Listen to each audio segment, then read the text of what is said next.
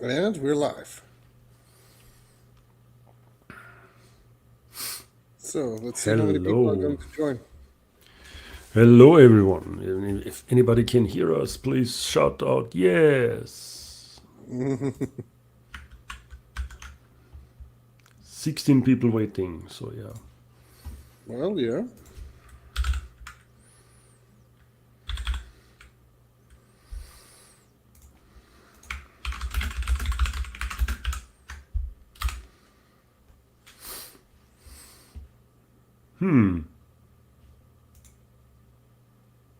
Ah, All yeah. right.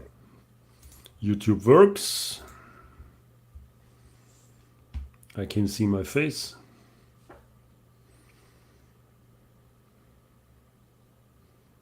16, that Okay, is higher than I count.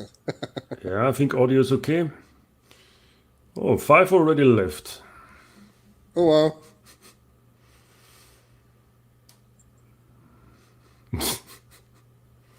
They're thinking, oh no, there's no Dalton. Yes. Who are you and what have you done with Dalton? Oh god, dad jokes. All right.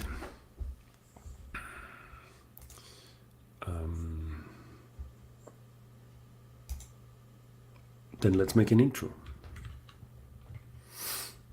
Yeah, you ready? Let me see if I have muted everything here. It's very important that everything is muted. Mute out our 65 devices. Right, or 80 devices. Of course, we have all of them. All the 80 devices that the installer supports, we have all of them, of course. We have to turn them off every time for the Q&A because else notifications would be crazy.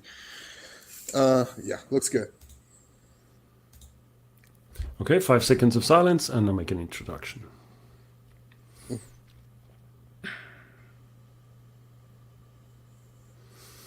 Hello and welcome everyone to the Ubuntu Touch Q&A 117, which we just decided to do 2 days ago or so. So it was a very spontaneous decision, but that's how it will work, at least for the time being. Joining me this week, the wonderful Alfred. Hello. Hello. So, my name is Florian. In case you don't know me, I have been around for a long time already. Oh my gosh. Elders of the internet. Yeah. So the last Q&A was pretty much a month ago already. I would say so. 3 weeks at least. No, 4 I think. In case you missed us, yeah, we will do Q&As on a spontaneous, case-by-case decision basis, not every other week now. If you are joining us the first time, then you're lucky. This is your first Q&A. It's our now not bi-weekly, but our roundup of news, facts, and information about Ubuntu Touch, the mobile operating system that just rocks. And with questions from the community in the second part. Yeah, let's just start. We have first our block of news and chit chat and gossip from the community. Well, this week no gossip, unfortunately. Good. What has happened, and we probably forgot a few things because it was a long time and I forgot to take notes. I was not planning to do. So for the next time, we will try to announce the Q&A a little bit earlier, and you can also tell us important news that you think we should mention. The first thing that is very important, I think, that we are rolling a new installer release. Actually, the new installer release is already rolled, kinda means distributed or published after a very, very long time. Thanks to the UBports installer team. And on top of that, of course, our wonderful Neo the Third and the guys that invested some time just in the last days to iron out a few bugs. And now we have the installer 0.9.3. if you're gonna use that installer, still be warned, there could be some bugs for certain devices. However, we don't think that there are generic bugs or common bugs that affect the installer for all devices. It's just that certain installer configurations might have been written a little bit with the hot needle, yeah? So that the current installer might have issues with those. If you find a device that is not installable with 0.9.3 kind of beta version, please tell us. And you can download it from our GitHub page, github.com/ureports/ureports-installer, and then click on releases. There are several releases available: Windows, Mac, Linux, app image, dep package, snap. What did I forget? Flatpak? I don't know. Yeah. So That was maybe pretty not. much it, right. Yeah, that was pretty much it. Please give us feedback. It's very highly appreciated to have early feedback if this release is better or worse than the previous one. And we finally fixed also the annoying message at the end that couldn't upload the installer report to our OpenCuts quality tracking system. So you should be good to go. I tried it just with one device, kind of worked. The device had another problem, but install itself was okay. Good.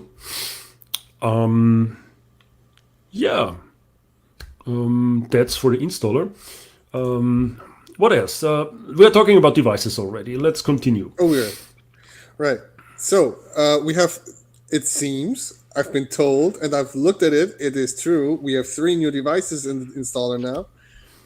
The first one is the Lenovo Tab M10 X605, which is sort of affordable type of tablets. Doesn't have too much horsepower in it, but it's certainly enough for multimedia consumption as I've seen from the specs. So it's a very nice tablet out there. Finally installable with Ubuntu Touch. I've noticed that it might have been quite a adventure to get there, but they are there now. It's now installable through the installer. And the next device on the list is the JingPad A1. So Nikita has had early access to one of those devices, it seems, prepared a port, pushed it on GitLab, and as soon as I got my device, I tried to play around with it too. So now we have the JingPad in the installer as well.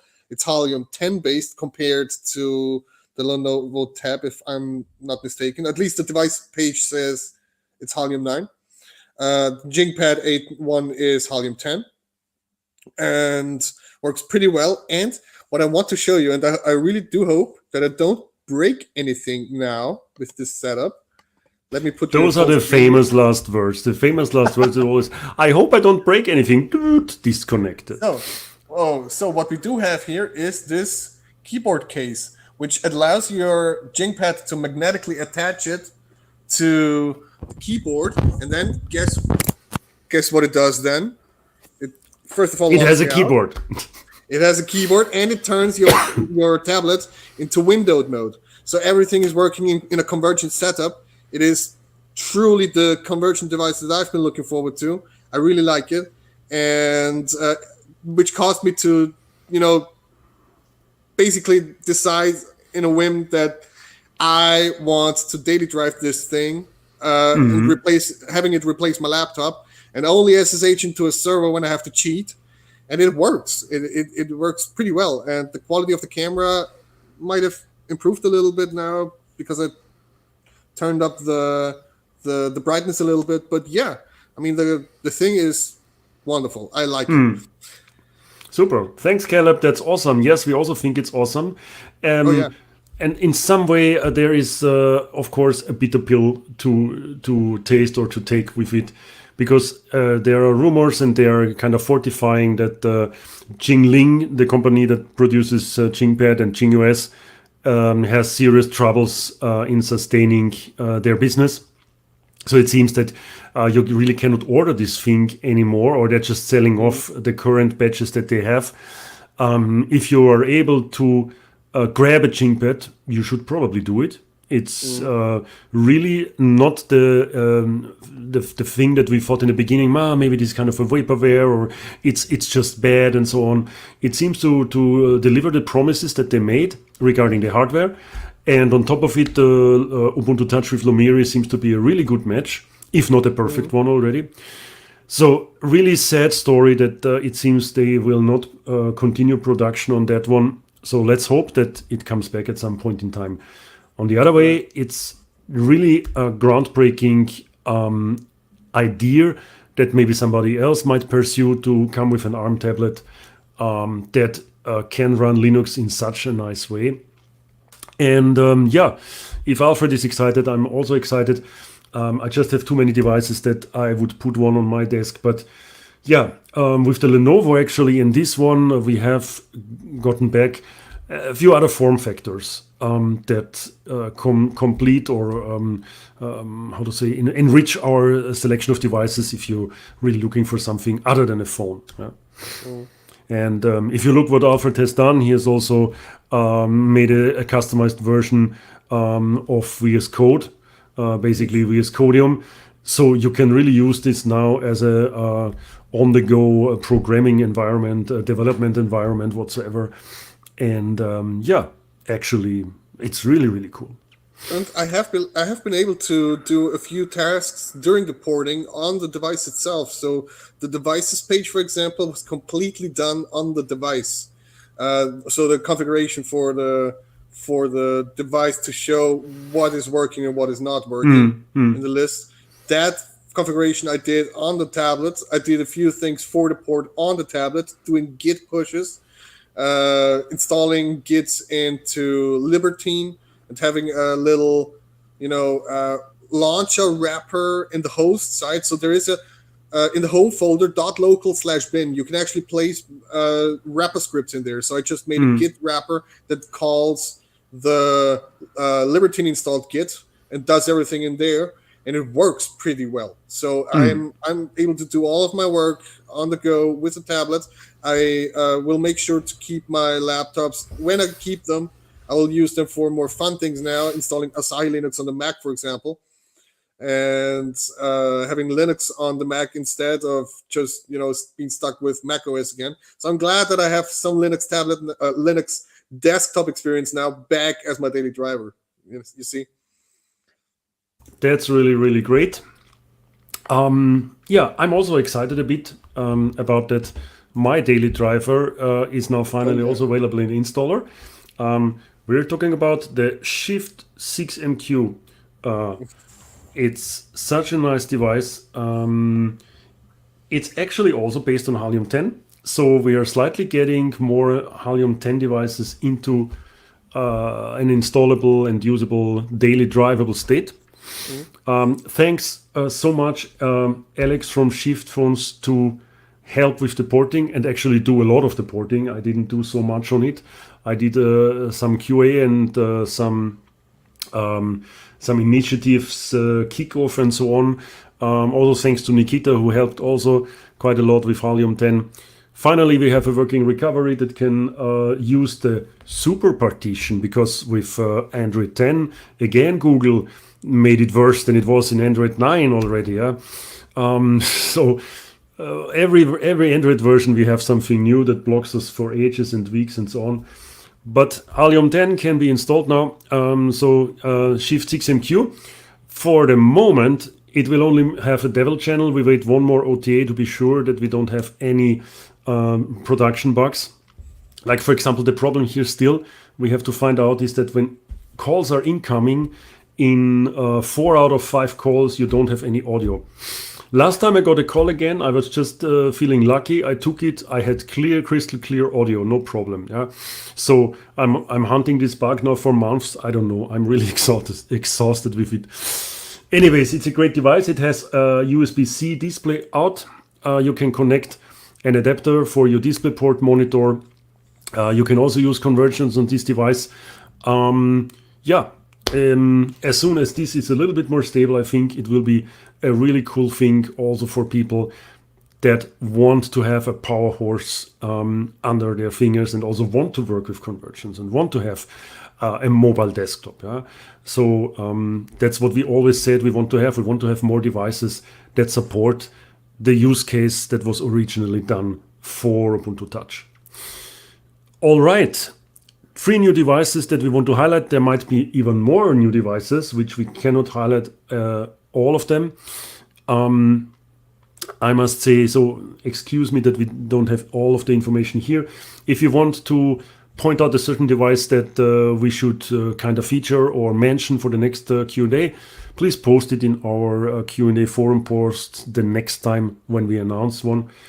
We are relying on the information from the community, what is cool at the moment, and yeah, we cannot test all of them and have all of them on our tables. My table is already cluttered with phones. Good. So, when we talk about OTA, and Q&A, we also can talk about OTA. We have now OTA 23 upcoming. It's starting preparation, so we are slowly starting to filter out the things that we put on our board, the features and bugs, what needs to be still implemented for the next OTA. We ran an RC, and release candidate this week, which basically, if you don't know it by now, it works now the following. Release candidates are not being released every Wednesday anymore automatically with the devil image from Tuesday. They are only released on demand manually. And why is that? Because we want to lower the chance that we introduce a critical bug in devil. And then while we are discussing this bug and trying to find out what's going on, it's also pushed automatically into RC. It happened last time. It was not that big of a deal, but still it sucked a lot. And I must say, yeah, I think it's a good thing to have more stable RCs out and not to annoy our testers too much. Anyways, the RC that we released was kind of just a manual one with a few small features where we don't call too much for testing now. The next RC, we will publish a list of things where we want you all to test and give feedback on. And let's run over a few of those features that we're planning for OTA 23. By the way, Lampology, thank you for this comment. 22, OTA 22 has been awesome, so I cannot wait for 23. Yes, we hope it will be also awesome. It will be maybe a little bit less awesome than 22. Yeah, we are not that packed with features and cool stuff that just works. TM. But for example, thanks to Alberto, he's still working on FM radio on devices that support it. There will be some improvements for the FM radio middleware and background service. I'm not sure if we can already provide something like a usable front-end app whatsoever for that, but on command line it should kind of be able to be useful.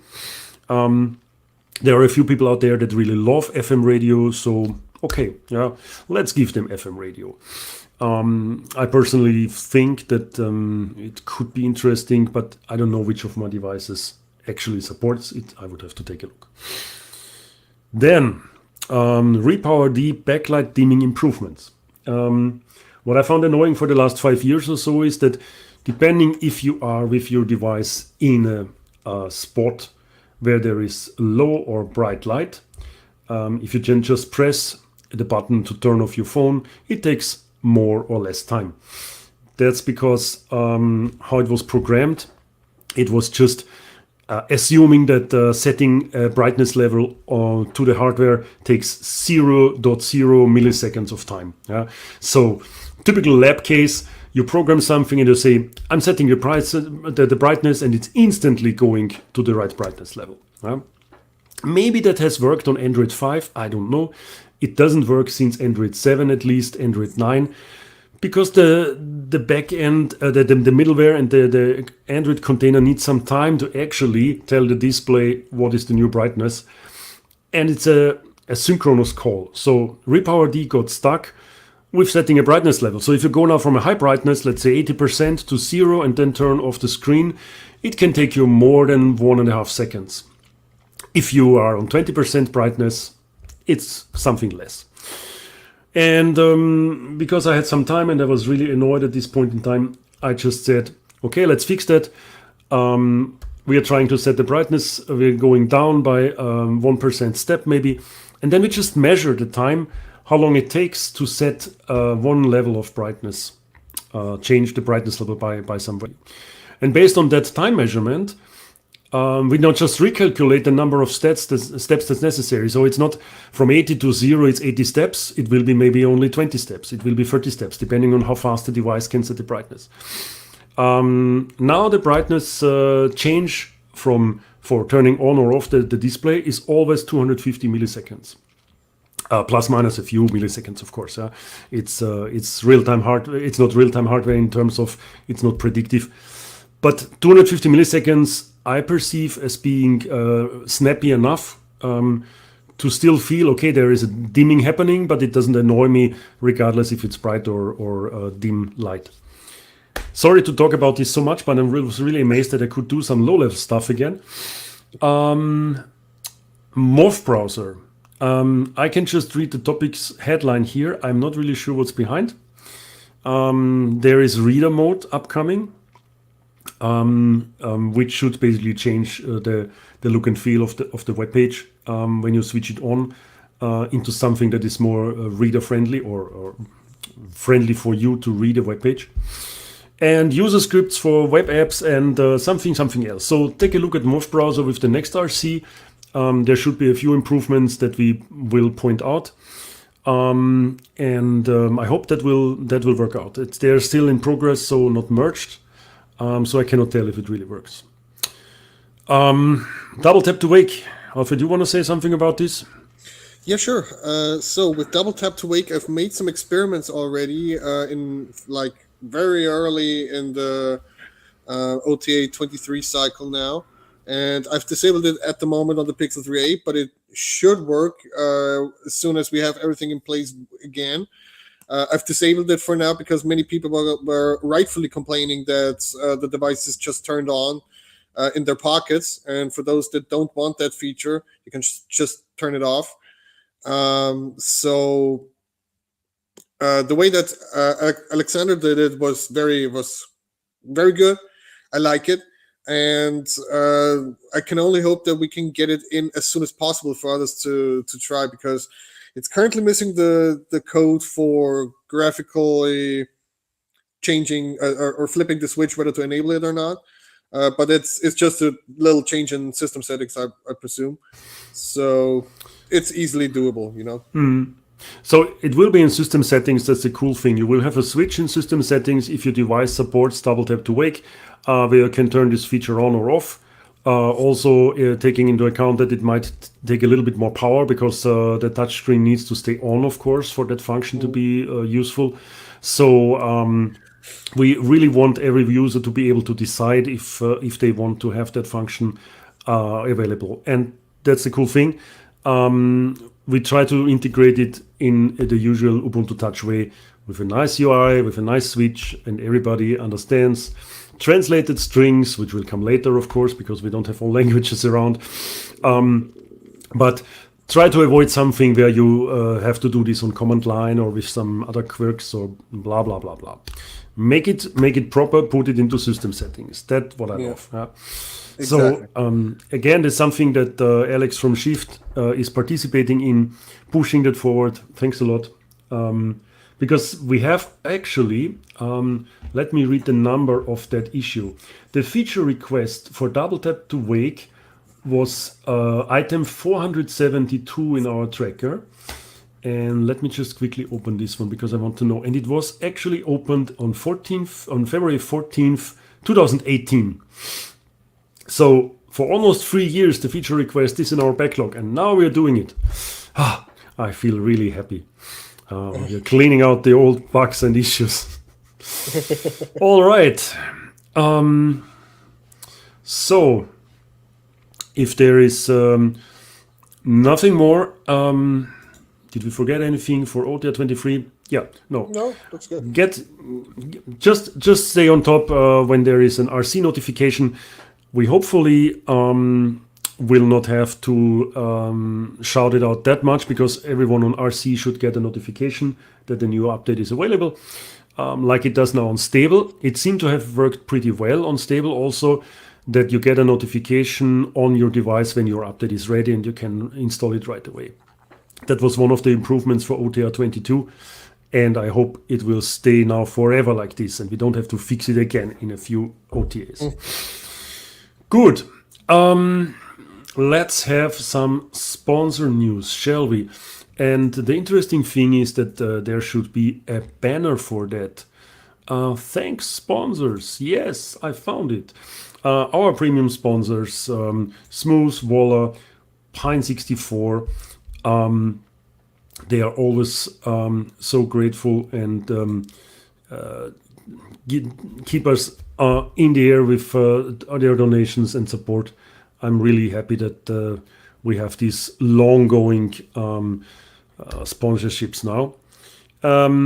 Thanks also to our patrons. I feel ashamed that I didn't have time to look up the current patron list.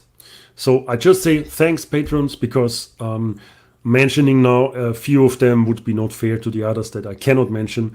Next time there will be again detailed patrons list. Forgive me for this one. Yeah, and then of course, if you want to donate because you think that's so cool what we are doing here, please just go to ubiports.com/donate and find the details about how you can donate money into the UbiPorts Foundation. Good. Then we have the questions block. There is not so many questions this week, but a few ones that we want to highlight. I would say I start with, I can answer the first one, so Alfred, you can read it. All right. So, BPKM asks, currently there's a big gap in the UT security environment, in my opinion. No more active ad blocker. Will an alternative to UAdblock be quickly implemented? Question mark, yes. And the good news about this is that UAdblock will be continued. I think that looks already pretty well. We found someone from the German community who will take over the needed hosting, and it was also reduced. They reduced the effort of actually compiling those lists and hosting everything together. And that guy is Malte Kiefer. So Malte would be really glad if you would help him out a bit with donating maybe a little bit to him directly to be able to keep the infrastructure afloat for UAdblock. And yeah, I'm just shouting out for him in this case. Thanks a lot that you stepped forward, taking over this and repairing what's needed. You can actually donate on liberapay.com to him/believer, where the it's a little bit hard to spell, but the second E is a number 3, believer, like you believe, but with 3. Or you can also donate on paypal.com to him /Malte Kiefer. We will write it maybe in the comments for the show and in the show notes and also for the transcription. And we'll make a big shout out for this maybe also on the forum so that you can take it from there. So UAdblock is back. I think everybody will be happy about that. Good. So next question. I tried to contact one of the app devs from Russia and I get no answer. I'm worried about this. Does someone know if the Russian and Ukrainian devs members of the community are doing well and how to support them? That's of course a very, very difficult question for us. I think that while I don't have personally any contact with a Russian or Ukrainian developer, I must admit, on a case-by-case basis, it might be just that internet got broken or they shut down against something or there are sanctions. I wouldn't assume the worst just because there is no answer for some time. I hope that everyone is fine, of course. While, of course, the foundation cannot do pretty much to support people in Ukraine and Russia in this situation. We think the best thing you can do is for support that you find some local organization, even maybe just the Red Cross, and you donate a few bucks there. I think in every country they are running campaigns for donations like this. Unfortunately, Ubisoft Foundation itself doesn't have the resources to just take now some money and throw it into the donation basket of any of those organizations. Yeah, we are also living on donations. It's not really the idea that we take those that were intended for development of Ubuntu Touch and put them into the refugee fund. It would be really honorable, I think, but also we have to think about that our commitment has to continue. But please find local ways how to support the situation. Maybe just help in a refugee center, like I will do actually in Vienna in the next 2 weeks or so. There are already a lot of people here, and they are looking for volunteers that can help with registering people and so on and so on.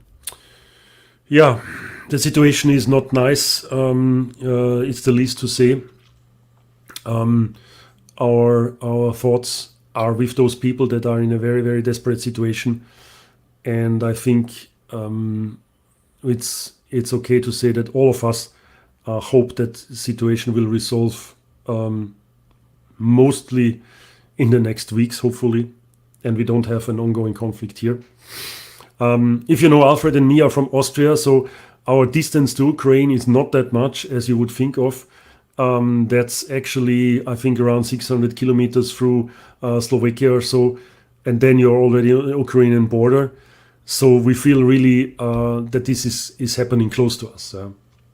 And it taught me a lesson that when there were other conflicts like, I don't know, Yemen or Syria or Afghanistan or whatsoever, that's all so far away. Yeah?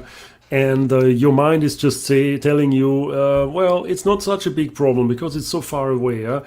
And now this thing is very close. There are things happening that you could think of, okay, in a few hours, you could drive there and be in the middle of this havoc. It really disturbs me a bit because it's so close. But okay, let's hope it will resolve. I'm really, really praying for this. Good. Next question. Mr. T10001. With the fevered upgrade to 24, would it still be possible to have the installer and App Store available so that all the devices can install Ubuntu Touch 16.04 and install apps? I don't want to see the UT go the way of Android and iOS in orphaning devices and apps. It is one of the main reasons I started and now come back to UT. Okay, that's the first part.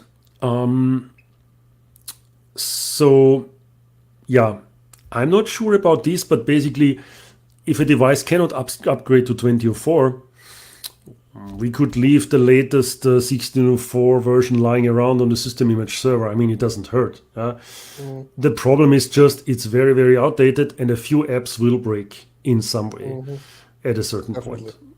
So even if the apps might not be full recompilation, but I think, yeah, some apps could be fine. Some apps won't notice, especially everything that's written in QML.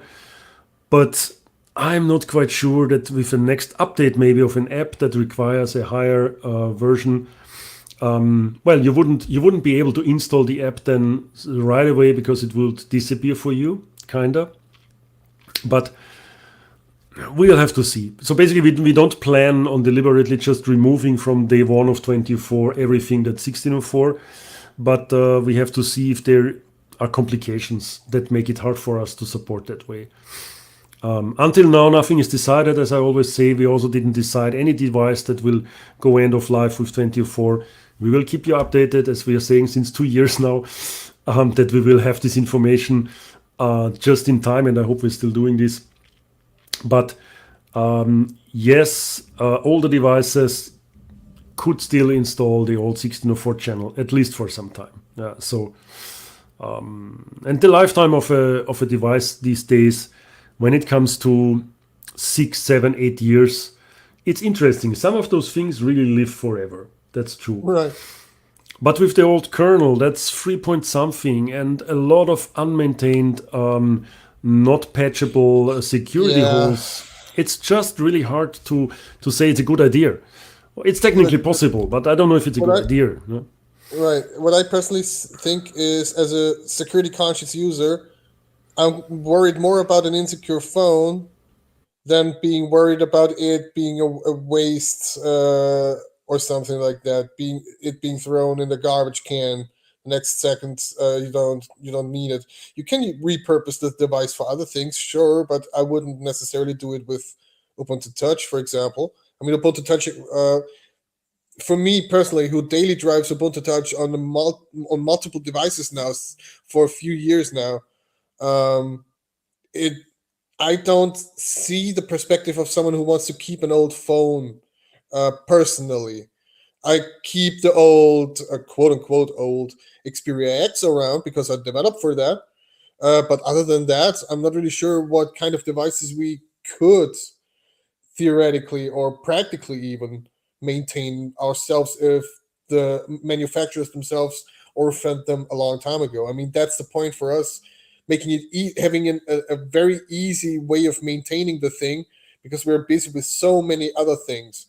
Um, for example, building the Xperia X is a sweet spot phone because it has a quite recent kernel and is still maintained, and theoretically could be maintained for a decade, because people decided to, yet they want that kernel version to be supported for 10 years. And not every device has that little feature in that regard. Yeah. No, it's really, I can fully understand the question here is like, can I use my PC, my very old PC, just for web browsing, maybe for the next 10 years? Yes, on the PC, this is all no question. The PC can be updated with newer kernels, with all the things and good stuff that comes your way. Even, I mean, it's not a thing on Linux, yeah. Even Microsoft has started with Windows to try to shut down old hardware with also security concerns, like there is no security, no TPM module and blah blah blah. Right. But the thing is really, not all of these changes are bad. Some of these things are really made in a way to improve also the security of PC devices.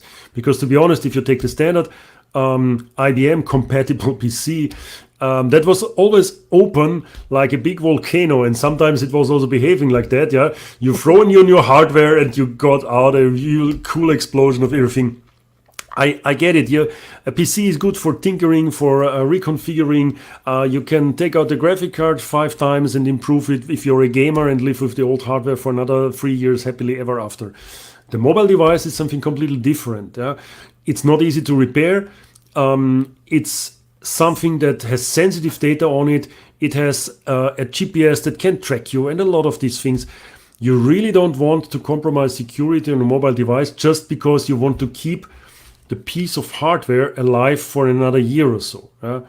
That's the thing. I'm also amazed that our old devices are still working so well. There's a BQ here. Yeah? It's a BQ E5. The battery is still fine.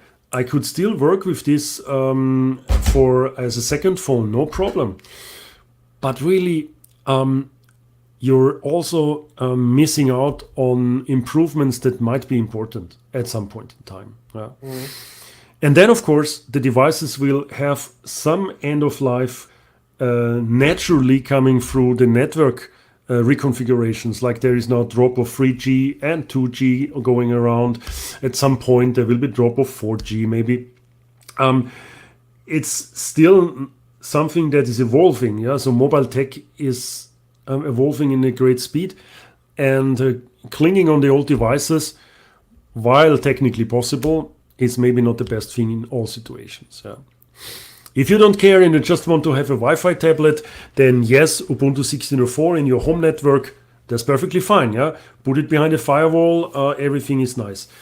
If you run around with this on the street, well, maybe at some point.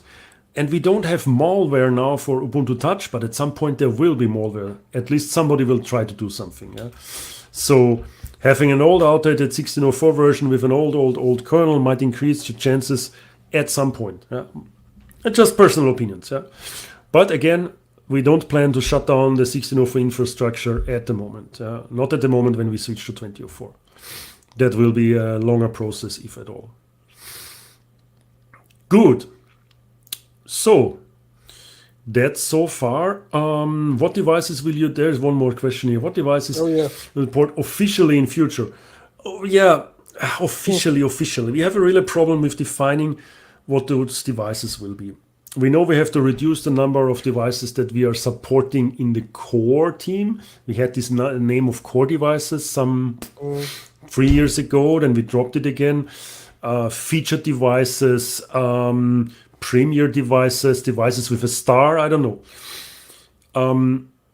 There will be a range of devices that is supported more actively, and I cannot tell you now which ones, but for example, as long as Alfred is here, also Pixel 3a will be here, I think. Yeah, I mean, it's something that he spent so much time on it. I don't think you will just put it in the corner and say, okay, I go on. There are other things like, for example, Shift. There's the vendor behind. They want to have a stable port for their device. So the Shift 6MQ is something that will get continuous updates. It's really hard to say how we deal with it. What we're going to do actually is we will allow people to set up their own system image server in the future.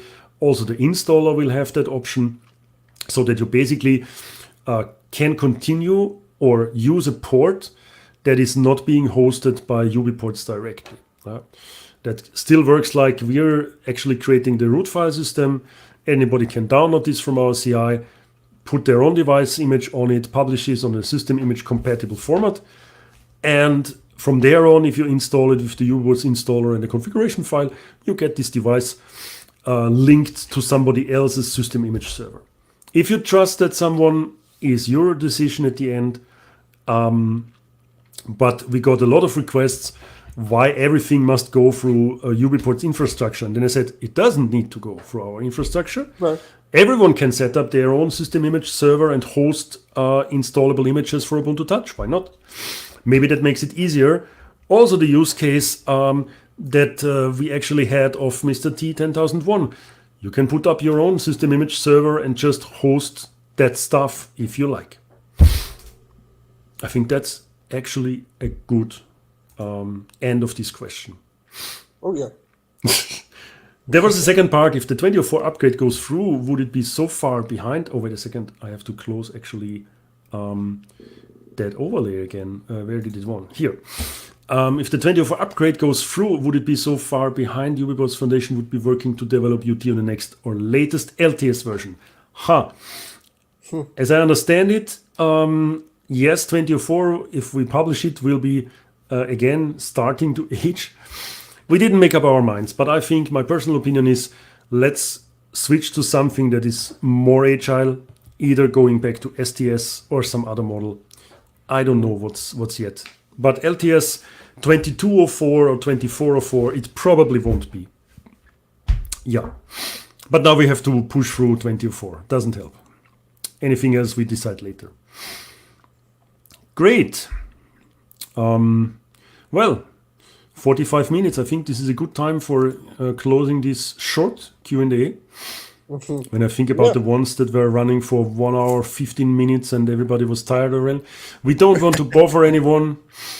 Oh no, Florian ended the question rather than close it. Yeah, that's true. Oh my God, the world will end. Because I did the wrong step in the Q&A cue card. Thanks, guys. Thanks for listening in. We see each other on the next Q&A. And Lampology, no Volta updates so far. We can talk about this on next Q&A. Maybe we have some information about Volta this time. I know this is also a very interesting topic. The next Q&A will be announced again, like we did this one, but a little bit earlier, hopefully. It will have a special guest, so it's 100% interesting to listen in on the next one. That's why we want to set it up more properly. And thanks for listening in. Thanks for watching. If you actually want to know if your device, and now I'm talking like Dalton, if you want to see if your device is supported, go to devices.ubuntu-touch.io. If your device is not on this list, it's going to need a custom image for it. Go to the porting documentation at docs.ubiports.com/porting to learn more. And find us on our social media: Facebook, Twitter, PixelFed, Mastodon, LinkedIn, Instagram, Telegram, Matrix News. And you can also chat on Matrix, on the forums.ubiports.com, and on Telegram at ubiports. Basically, our social media name is ubiports on all of that, except on LinkedIn, we are ubiports_foundation. And on Matrix, we are #ubiports_news. Colonmatrix.org. Yeah. Reports_news. Right. So, -touch, yes. Thanks, Amy. Good. Have a good one, and hope to see you next time. And yeah, have a nice remaining weekend. All the best. Bye. Bye.